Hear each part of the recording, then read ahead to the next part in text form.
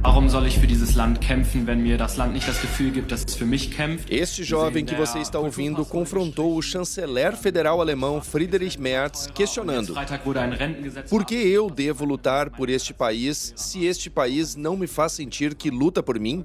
Ele se referia ao retorno do alistamento militar obrigatório na Alemanha. E Merz respondeu: diga-me outro país do mundo para onde você gostaria de se mudar. No fim das contas, não há muitos. Em seguida, o chanceler federal enalteceu a Alemanha. Disse que é um dos países mais bonitos do mundo e que dá todas as oportunidades à população, com possibilidades de estudos e empregos em diferentes áreas. Disse também que o sistema educacional, apesar de todas as críticas, funciona bem e que, apesar de achar que as coisas podem ser ainda melhores, lutar pela Alemanha vale sim a pena.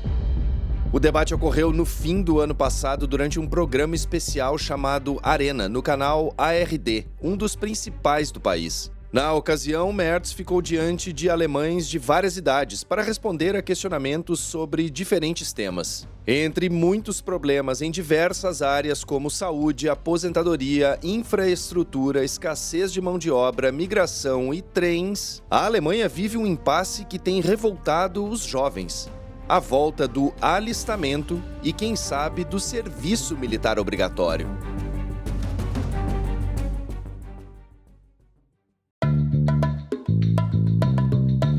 E está no ar o DW Revista, podcast produzido pela redação brasileira da DW e publicado todas as sextas-feiras no YouTube e em plataformas de áudio como Spotify. Eu sou o Guilherme Becker, em Bonn, na Alemanha, e nesta edição eu converso com o editor da DW, Alex Schossler, que tem acompanhado e escrito sobre esse tema.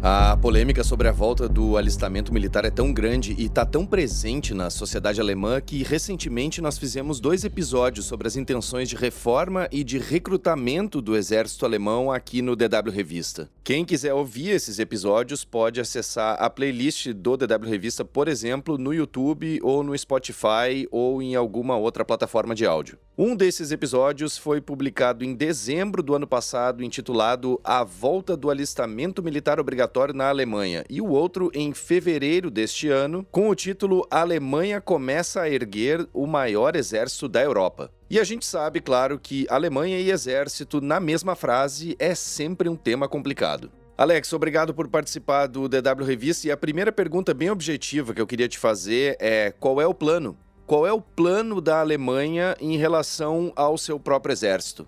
Olá, Guilherme. Olá, ouvintes do DW Revista. É um prazer estar mais uma vez aqui com vocês. Então, Guilherme, a Alemanha tem grandes planos, para o seu exército. O atual governo do chanceler Friedrich Merz. A Alemanha quer chegar a 260 mil soldados na ativa e 200 mil na reserva. Isso até 2035, quer dizer, 10 anos mais ou menos. A situação atual: hoje são 186 mil na ativa e 55 mil na reserva. Quer dizer, estão faltando 74 mil na ativa e 145 mil na reserva. O pano de fundo disso a gente conhece, né?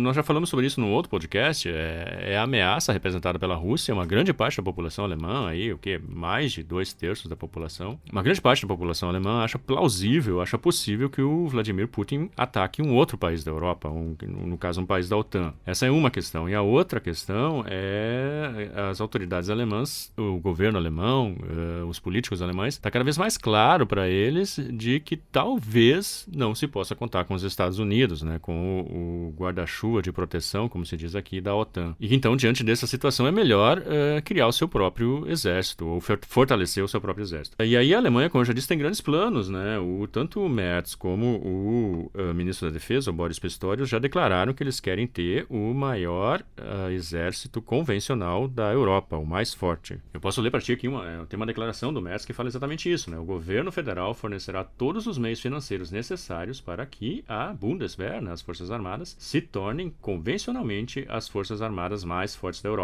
Queremos estar em condições de nos defender para que não tenhamos de nos defender, foi o que ele disse perante o parlamento. como os jovens alemães estão vendo tudo isso? Já dá para notar alguma diferença prática na sociedade nesse sentido, não só em relação aos jovens, mas também em relação aos pais e avós desses jovens, por exemplo? Bom, os jovens alemães não estão exatamente muito satisfeitos com isso, né? Como é de se esperar. Você deve ter acompanhado aí também, nesses últimos dias agora, no início de maio, teve vários protestos contra o serviço militar obrigatório na Alemanha, contra o retorno do serviço militar obrigatório, que não aconteceu, mas que existe uma perspectiva aí no ar. E exatamente a obrigatoriedade, eu acho que é o ponto que mais incomoda os jovens, né? As pesquisas mostram que a maior parte deles é contra o retorno da obrigatoriedade, né? O ouvinte que nos acompanha aqui talvez não esteja a par. Em 2011, o serviço militar obrigatório foi suspenso na Alemanha. E essa é a situação que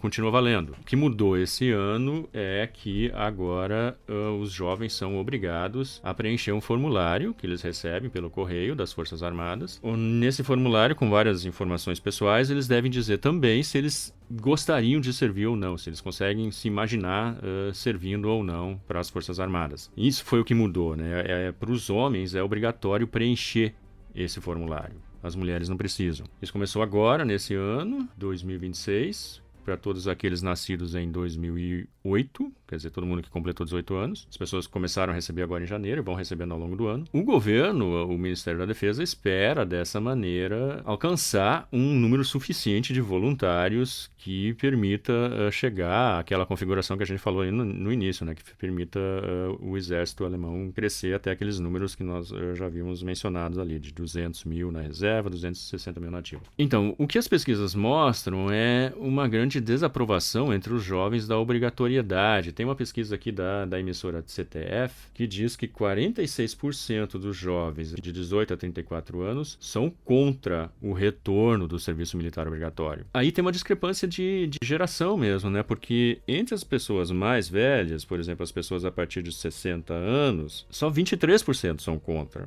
E entre as pessoas de 35 até 60, 31% são contra. São pessoas que conheceram elas mesmas o serviço militar obrigatório, né? Então existe essa diferença dentro da sociedade. Porque também tem que ver uma coisa, Guilherme, serviço militar obrigatório não significa necessariamente militar, né? Na Alemanha havia a opção de prestar o serviço militar civil, né, para aqueles que não queriam fazer o serviço militar obrigatório. Então, mesmo o retorno da obrigatoriedade, se vier a acontecer, não significaria necessariamente que um jovem teria que ir para o exército. Ele ainda poderia optar pelo serviço civil. Então, eu acho que é isso que pessoas mais velhas têm em mente, né? Porque existe também esse lado, muitas pessoas mais velhas falam isso, né? O serviço civil, ele é uma coisa boa para a formação de uma pessoa. Você vai lá e trabalha durante um ano em assistência social ou alguma coisa num hospital ou qualquer coisa assim, né? Então, eu acho que é isso que também está em mente, essas pessoas têm em mente quando são a favor do retorno do serviço militar obrigatório. Mas, como eu te disse,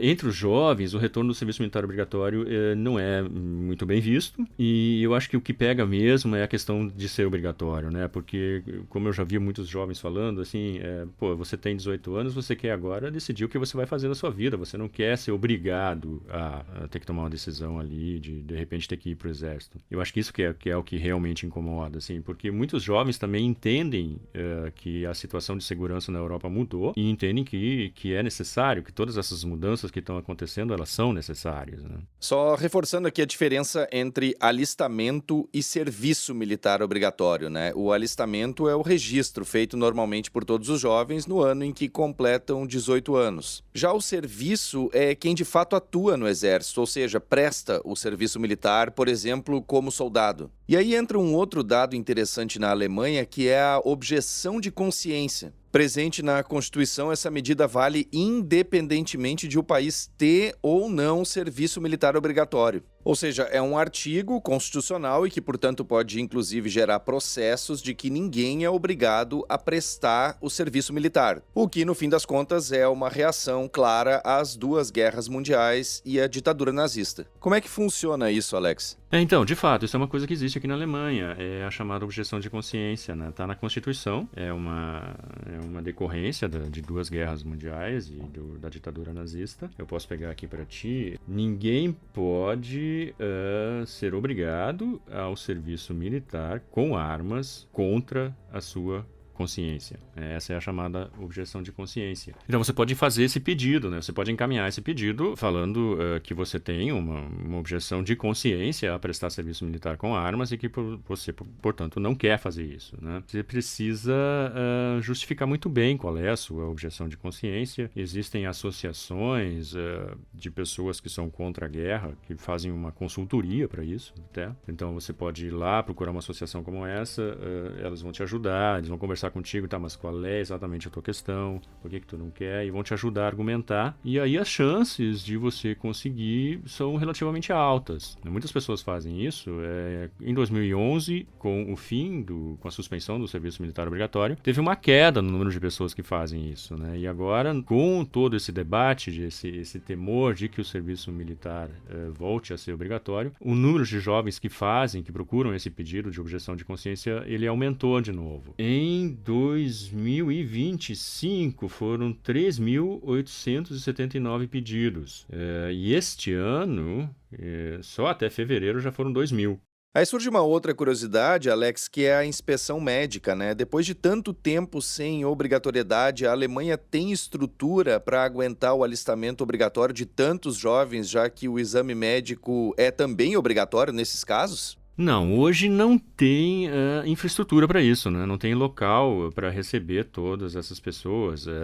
A Alemanha está trabalhando nisso agora, nesse momento. E a intenção é que, a partir da metade do ano que vem, haja uma infraestrutura que possa, então, fazer essa avaliação médica para todas as pessoas, para todos os homens jovens de 18 anos. Aqui também é importante, tem que explicar uma coisa.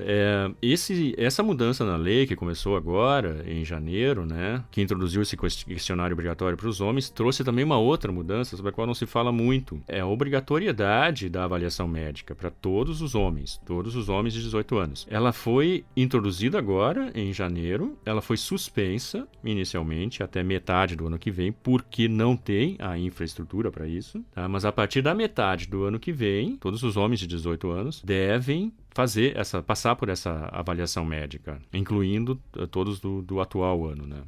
Aconteceu essa suspensão justamente porque não existe nesse momento a infraestrutura para isso. O Ministério da Defesa está trabalhando nisso, está construindo os centros, contratando pessoal, enfim, preparando para daí, a partir da metade do ano que vem, implementar essa obrigatoriedade da avaliação médica. E da onde que a Alemanha vai tirar dinheiro para tudo isso, Alex? Eu pergunto isso porque a gente sabe que o país tem problemas em diversas outras frentes, a exemplo do que eu citei no início do episódio, como saúde, infraestrutura, escassez de mão de obra, entre outras áreas. Pois é, Guilherme, a questão do dinheiro é justamente uma das questões mais polêmicas de tudo isso, né? Quer dizer, no começo do governo, na verdade no começo do ano passado, quando o governo assumiu, pouco antes, quer dizer, ainda na legislatura anterior, houve uma mudança constitucional que permitiu, então, a criação de um orçamento à base de crédito para a Bundeswehr, para as Forças Armadas, que é um orçamento ilimitado, quer dizer, o freio, o teto de gastos que tem na Constituição, ele foi contornado para essa questão, ele não vale para os gastos com a Bundeswehr, e isso foi aprovado ainda antes do Merz assumir, porque a partir da legislatura que se iniciava com o governo Merz, não haveria mais uma maioria no parlamento para aprovar uma reforma da Constituição. Então isso foi feito ainda com o parlamento antigo. Foram os partidos conservadores, a CDU, CSU, o Partido Social Democrata, e eles conseguiram o apoio do Partido Verde para fazer essa mudança constitucional, e aí permite ao governo obter recursos para a Bundeswehr por meio de endividamento, de crédito. Isso criou uma estrutura legal que surgiu então agora, que esse novo governo tem à sua disposição, e aí é isso que fundamenta aquela frase inicial que eu te falei ali: o governo federal fornecerá todos os meios financeiros necessários para que a Bundeswehr se torne as forças armadas mais fortes da Europa, né, do ponto de vista convencional. Agora, um dado interessante que surgiu no último mês de abril é que o número de candidaturas para o exército alemão cresceu 20% no primeiro trimestre deste ano em comparação com o mesmo período do ano passado. Como é que se explica isso, Alex?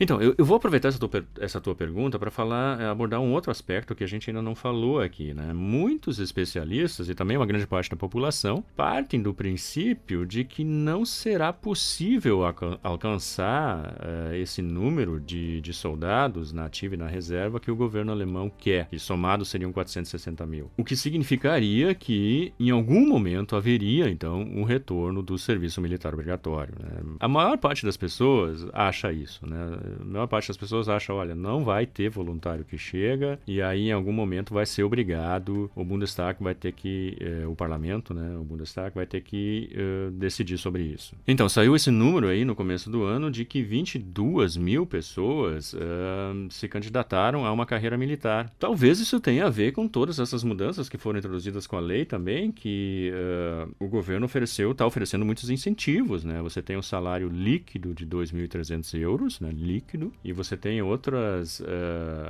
adicionais como vale transporte para andar de trem. Você tem também uma ajuda de custo para fazer carteira de motorista. As mudanças que foram feitas, elas vieram acompanhadas desse tipo de... Elas vieram acompanhadas de atrativos, como se chamou aqui. E talvez essa seja a explicação, né? Eu não sei, não teve assim um motivo exato, mas talvez seja um sinal de que, bom, talvez haja de fato um interesse entre pessoas mais jovens e talvez essa campanha do governo esteja produzindo algum resultado, né? Mas ainda é, sei lá, muito cedo para falar isso.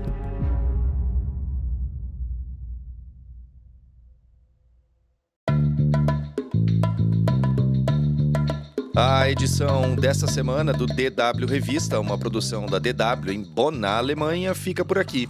Fica aqui também meu muito obrigado ao Alex Schossler pelas informações, análises e percepções compartilhadas neste episódio. Mais conteúdos você encontra no nosso site dw.com/Brasil e também no canal da DW Brasil no YouTube. A produção, a apresentação e edição técnica são minhas, Guilherme Becker. A revisão final é da Érica Cocai e a coordenação é do Rafael Plezan. O DW Revista volta na sexta-feira que vem. Obrigado por acompanhar a gente e um bom final de semana.